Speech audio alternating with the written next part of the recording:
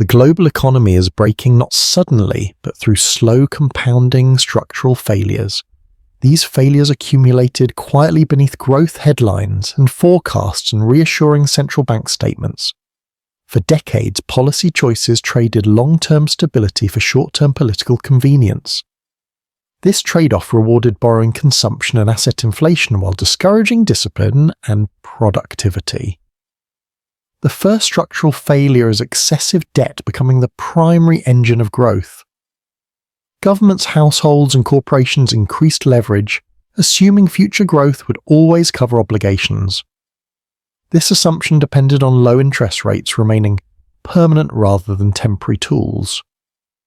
When debt expands faster than income, the system becomes fragile by design.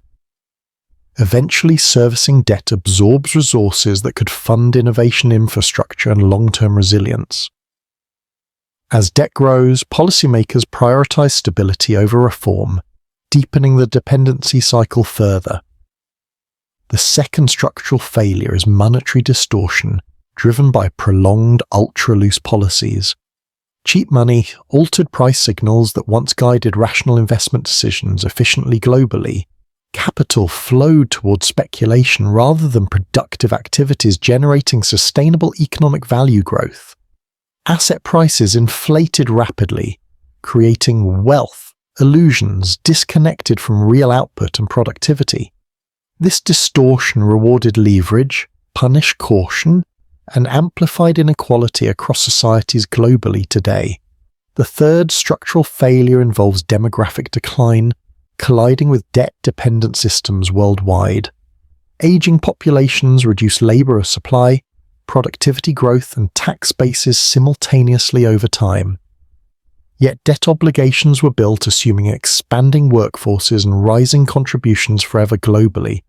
This mismatch creates fiscal pressure, forcing governments into continual borrowing cycles without resolution.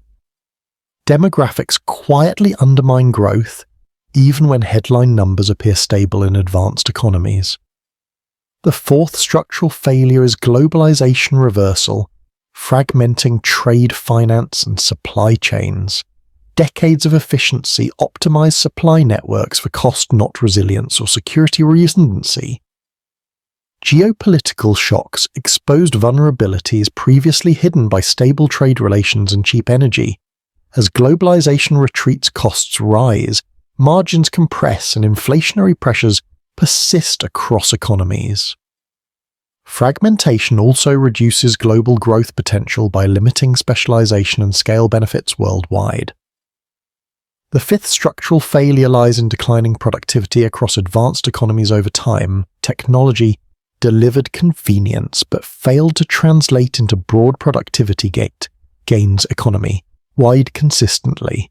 Much innovation targeted consumption, engagement, and advertising rather than output. Efficiency, growth, improvements, low productivity constrains wage growth, reinforcing household reliance on the debt for basic living. This dynamic deepens inequality and weakens consumer demand, sustainability over long periods globally. The sixth structural failure is institutional paralysis within political and economic governance systems. Short election cycles discourage difficult reforms with long-term benefits but delayed payoffs. Leaders favor stimulus over restructuring, postponing necessary adjustments repeatedly to maintain public support. Institutions designed for stability struggle to manage rapid systemic change under modern conditions. This paralysis allows structural problems to compound until crisis forces reaction suddenly, globally. The seventh structural failure is loss of trust in money. Institutions worldwide today, repeated crises, bailouts, and inflation erode confidence in financial stewardship by public authorities. When trust weakens, economic systems require greater coercion to function through policy interventions. Controls, mandates, and incentives replace voluntary participation in markets as confidence declines further. This shift reduces efficiency, innovation, and social cohesion simultaneously across economies and cultures. Together, these 7 structural failures interact and are reinforcing each other relentlessly over long periods. No single policy can fix a system shaped by decades of imbalance globally. Breaking points emerge gradually, then appear sudden, when thresholds are crossed collectively worldwide. This explains why stability narratives persist until collapse becomes unavoidable for most observers. The global economy breaks not from one shock, but structural stress over time. Recognizing these failures is essential for understanding current economic instability facing societies today. Without recognition, responses remain reactive, fragmented, and insufficient to address systemic problems effectively. This sets the stage for recurring crises rather than sustainable recovery across economies. Understanding structural failures shifts focus from blame towards systemic design and policy architecture. Only systemic reform can restore long-term stability and trust within global economies. Such reform requires confronting debt incentives, productivity limits, and governance weaknesses honestly directly. These challenges are politically costly yet economically unavoidable over time for advanced societies. Avoidance only increases eventual pain when correction finally arrives across markets and populations.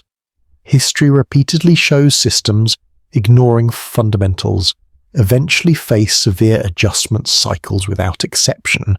Current conditions mirror past episodes, but on a much larger scale. Globally today, scale increases complexity, making solutions harder to coordinate internationally across sovereign political interests. Yet coordination remains essential because failures are interconnected across borders, financial trade systems. Isolated national fixes cannot resolve global structural imbalances embedded within shared economic frameworks. Understanding this reality reframes expectations about growth, recovery, and stability for future decades. It suggests adjustment rather than return to past norms is the likely path. Such adjustment will involve trade-offs, slower growth, and shifting priorities across economic systems.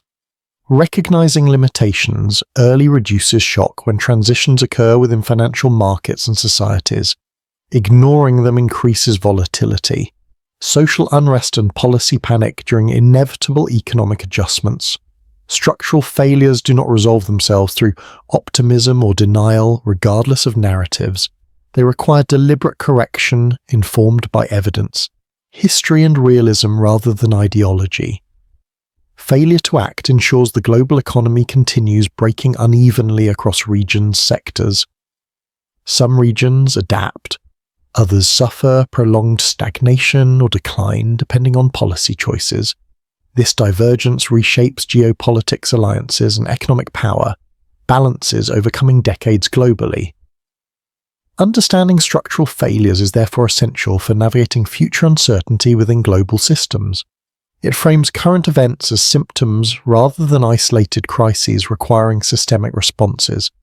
This perspective encourages preparation, adaptation, and realism over complacency within households, institutions, governments. The global economy is breaking, but understanding enables informed response rather than panic. Ignoring structural reality only magnifies risk for individuals and nations over long horizons. Clarity offers no comfort, but provides strategic advantage in uncertain systems moving forward. This understanding marks the beginning of realistic economic navigation for individuals, institutions alike. The next question becomes how societies adapt within these constraints without triggering collapse. That adaptation defines the economic story of the coming decades for the world. Adapting to these structural failures requires understanding how systems respond under prolonged stress. Economic systems rarely collapse outright. Instead, they mutate to preserve power structures. This mutation shifts costs downward while maintaining surface-level stability for elites. The first adaptive response is normalization of lower growth expectations across societies. Citizens are gradually conditioned to accept stagnation as stability rather than failure. Growth targets quietly lower, While official messaging emphasizes resilience and patience, this reframing reduces political pressure while avoiding acknowledgement of structural decline. However, lower growth reduces opportunity, mobility, and future income potential significantly. The second response involves financial repression as a tool for managing excessive debt. Interest rates are held below inflation, transferring wealth from savers to debtors silently. This mechanism stabilizes public finances while eroding household purchasing power. Gradually, financial repression discourages saving and encourages consumption or speculative investment behavior. This adaptation keeps systems functioning but undermines long-term capital accumulation. The third response is expanding state intervention across markets, industries, and households. Governments increase subsidies, controls, and regulations to manage outcomes directly. These measures mask market signals, preventing rapid corrections but reducing efficiency overall. Intervention creates dependency loops where withdrawal becomes politically and economically dangerous. Once embedded, state presence becomes difficult to reverse without destabilization. The fourth response is asset inflation used as a substitute for wage growth. Rising asset prices create perceived wealth, supporting consumption despite stagnant incomes. This illusion benefits asset holders while excluding those without ownership access. Asset inflation increases inequality, reinforcing social and economic divisions. Eventually, asset affordability declines, limiting effectiveness of this strategy further. The fifth response involves externalizing costs through trade currency and geopolitical leverage. Nations shift burdens outward via currency, depreciation, tariffs, or strategic trade alliances. These actions redistribute stress internationally rather than resolving domestic imbalances. Global tensions rise as nations compete to export economic pain elsewhere. This fragmentation accelerates breakdown of cooperative economic frameworks worldwide. The sixth response is narrative management, replacing structural reform with communication strategies. Policymakers emphasize external shocks, unforeseeable events, or global trends as explanations. This deflects accountability while maintaining legitimacy among populations temporarily. Over time, credibility erodes as lived experience contradicts official narratives consistently. Loss of narrative control accelerates social dissatisfaction and political volatility. The seventh response is increasing reliance on technology to defer systemic limits. Automation, digitalization, and artificial intelligence promise productivity without structural reform. While beneficial, these tools cannot overcome demographic and debt constraints alone. Technology amplifies efficiency but cannot replace missing demand or capital discipline. Relying solely on technology delays necessary policy adjustments further. Together, these responses stabilize the system superficially while deepening underlying fragility. They buy time but increase eventual adjustment magnitude across economies. Understanding these adaptations explains why crises appear managed, yet unresolved. Stability becomes temporary and conditional rather than sustainable and resilient. Households experience this through rising costs, insecurity, and uncertainty. Businesses face unpredictable environments, discouraging long-term investment commitments. Governments juggle competing demands with diminishing fiscal space available. This environment encourages short-term thinking across all economic actors. Long-term planning becomes difficult when rules change frequently. This instability discourages innovation that requires patient capital and confidence. Thus, structural failures propagate through behavior, not only policy design. Economic actors adapt rationally within flawed systems, reinforcing those flaws. Breaking this cycle requires changing incentives rather than blaming participants. Incentives currently reward leverage, consumption, and short-term gains over durability. Reversing them requires tolerating slower growth during transition periods. Such tolerance is politically difficult, especially in democratic systems. Voters respond to immediate conditions rather than long-term projections. This creates feedback loops between public sentiment and policy decisions. As dissatisfaction rises, populist movements gain traction, promising simple solutions. These movements often propose protectionism, stimulus, or controls worsenings. Structural issues, polarization increases, reducing capacity for consensus-based reform efforts. Thus, governance quality declines alongside economic stability simultaneously. This convergence marks advanced stages of systemic stress. Historically, past examples show reform becomes possible only after crisis peaks. Crises force recalibration by exhausting existing adaptation mechanisms. However, crisis-driven reform is costly, socially and economically. Preventive reform would be less painful but requires foresight rarely present. Current systems continue adapting until constraints tighten further. Signs include rising defaults, currency volatility, and social unrest globally. These symptoms indicate approaching limits of existing adaptation strategies. Understanding them helps anticipate future phases of economic transition. Transition does not guarantee collapse but ensures change regardless. Change redistributes power, resources, and opportunity across societies unevenly. Those prepared adapt, those unprepared suffer disproportionately. Preparation involves realism, flexibility, and diversified resilience strategies. It does not mean panic withdrawal or abandoning productive engagement. Rather, it requires acknowledging structural limits, shaping economic outcomes. This awareness reframes expectations about growth, employment, and security. It encourages caution toward narratives promising painless solutions. Economic systems cannot defy arithmetic, demographics, or incentives indefinitely. Structural failures eventually assert themselves through adjustment mechanisms. Recognizing adaptation patterns reveals why breaking feels prolonged, not sudden. The system stretches, bends, and reshapes before snapping if unaddressed. Understanding this process reduces surprise when changes accelerate unexpectedly. It also highlights where pressure points concentrate within economies. These points include debt markets, labor, demographics, trust institutions, productivity capacity. Future stability depends on addressing these fundamentals rather than managing optics. Without addressing them, adaptation only delays inevitable recalibration. Recalibration may take years or decades depending on choices made. The path chosen determines distribution of pain and recovery potential.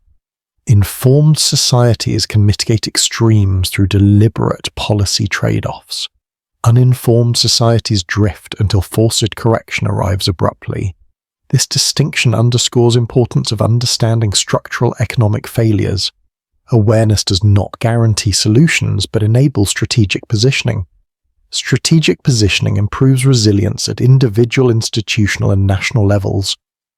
The global economy breaking signals wants transformation, not immediate collapse.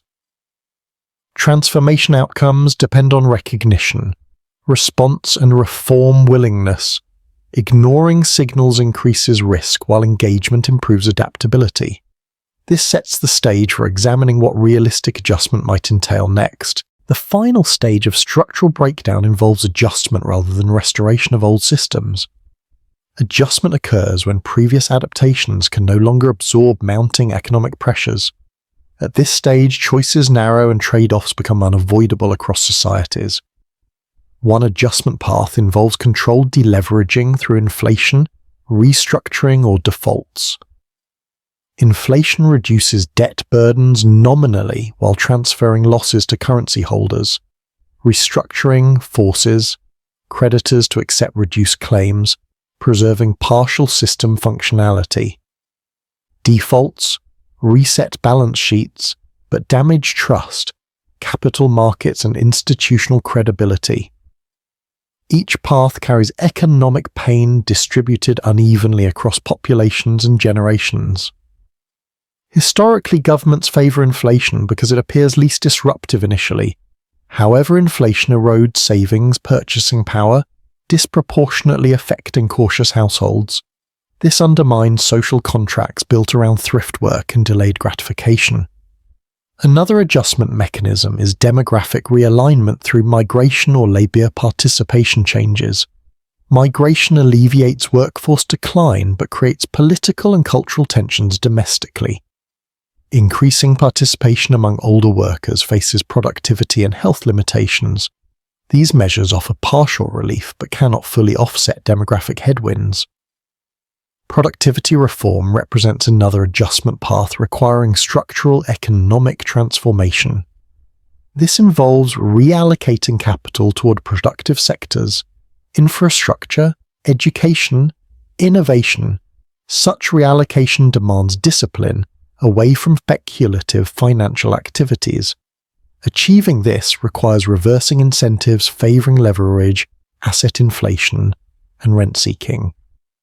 Resistance emerges from beneficiaries of existing arrangements, including financial intermediaries. Thus, productivity reform encounters political and institutional opposition consistently. Another adjustment involves redefining growth expectations and societal success metrics. Instead of expansion, focus shifts towards sustainability, resilience, and distribution fairness. This transition challenges consumption-driven economic models deeply embedded culturally. It also forces reconsideration of fiscal promises tied to perpetual growth assumptions. Social welfare systems face strain as growth slows and populations age. Reforms require either benefit reductions, increased taxation, or eligibility changes.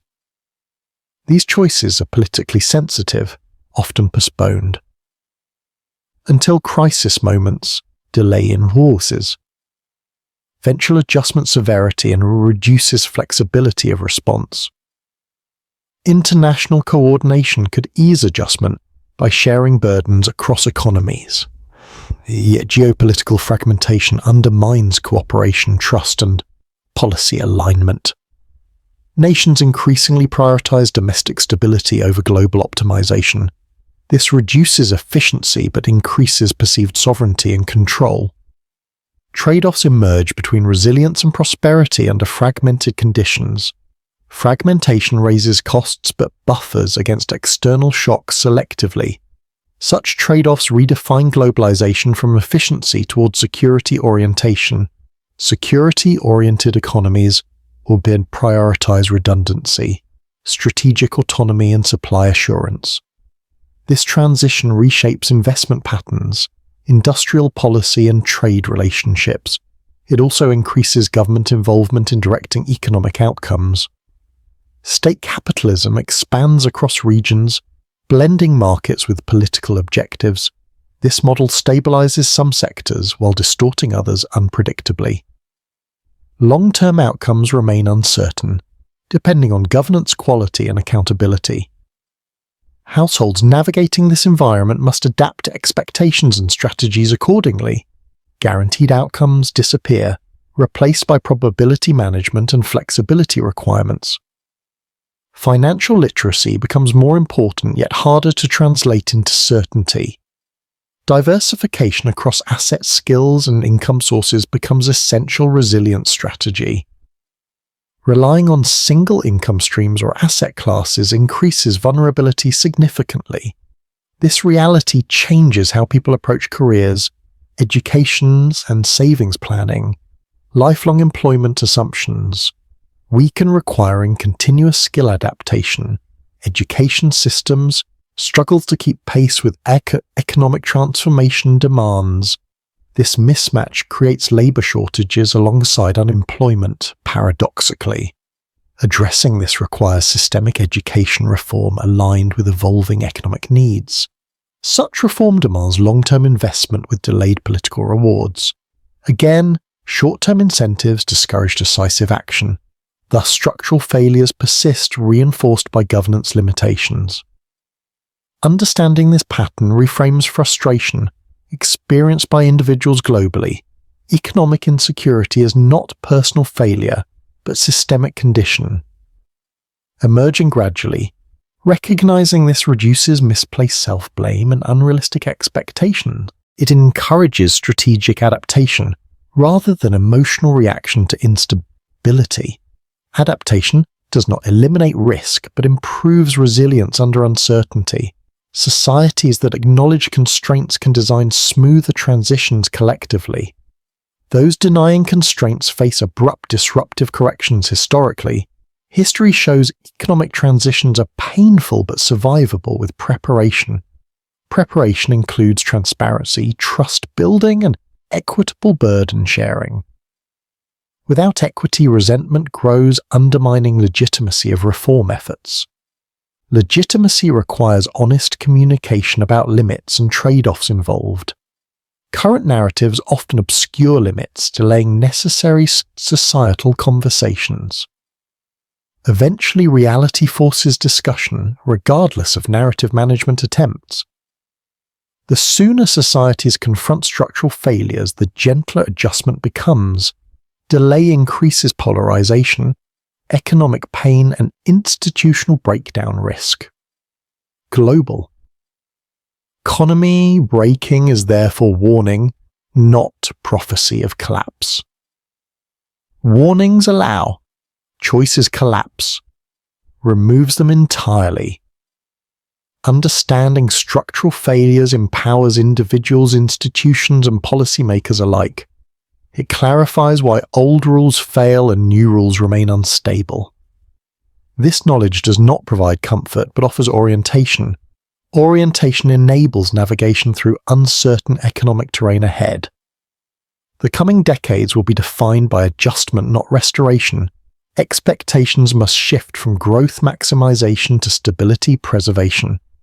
This shift changes investment priorities, consumption, habits, and policy frameworks.